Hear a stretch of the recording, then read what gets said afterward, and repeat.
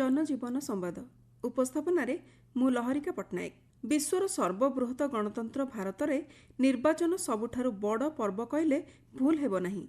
निजर नागरिक अधिकार साब्यस्त करी भारतीय माने भोट देबाकू आगई आसी भारत में मतदाता बा भोटर मानकू बेस गुरुत्व प्रदान करा जायथाय।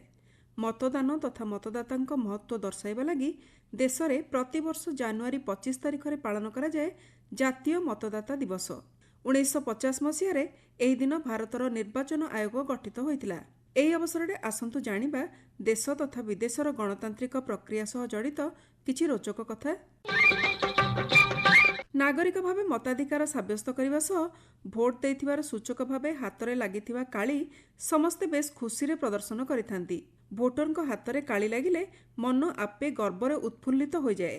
एही काली जेपरी देशात्मबोधर भावना जाग्रत करे। भोट दान परी कार्य व्यवहार हेउथिबा काली आदौ साधारण नुहे। जेकोसी कंपानी याकू प्रस्तुत करिपारंती नाही।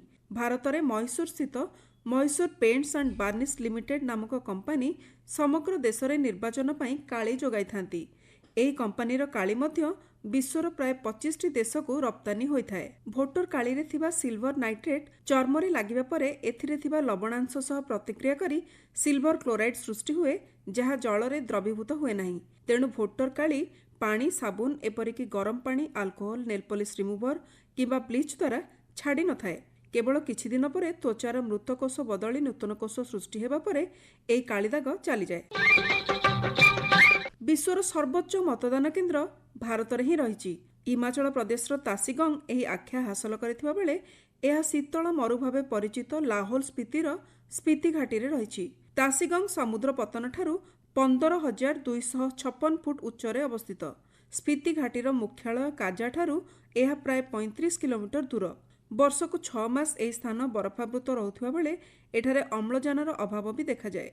तापमात्रा विजुक्त 40 डिग्री पर्यंत चली जाए। एठारे मात्र 10टी घर बास करुछंती। गत 2024 निर्वाचन में एठारे 62 जन मतदाता मतदान करथिले। 2019 मसीहा पूर्व सेही लाहौल स्पीति जिलार हिक्किम सर्वोच्च मतदान केन्द्र भावे परिचित थिला। तेबे 2019 मसीहा निर्वाचन में तासीगंग को मतदान केन्द्र करागला। मतदान करी निज नागरिक अधिकार साब्यस्त करिबा प्रत्येक सचेतन नागरिकंक पई खूब बड़ कथा। सेमाने माटीरे थांतु कि आकाशरे मतदान करने आग्रही होइथांती। गत अमेरिका राष्ट्रपति निर्वाचन में महाकाशरे स्पेस स्टेशन रे थिबा सुनीता विलियम्स एवं तांको सहयोगी बुच विलमोर भोट देथिले।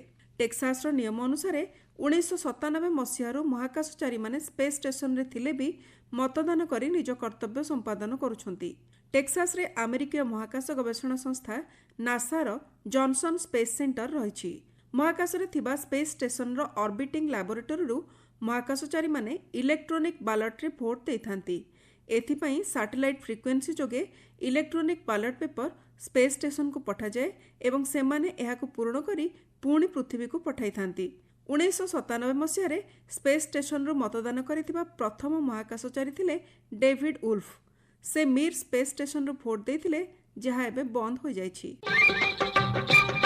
देशर गणतंत्र अक्षुण्ण रखिबा लागि प्रत्येक नागरिक भोट देवा जदिओ सेमानकर मौलिक अधिकार एवं प्रमुख कर्तव्य, तथापि अनेक जन विभिन्न कारण दर्शाई मतदान केन्द्र को जाई नथांती। एहा द्वारा सेमाने निज भोट दानर अधिकार तो उपयोग करि पारंती नाही।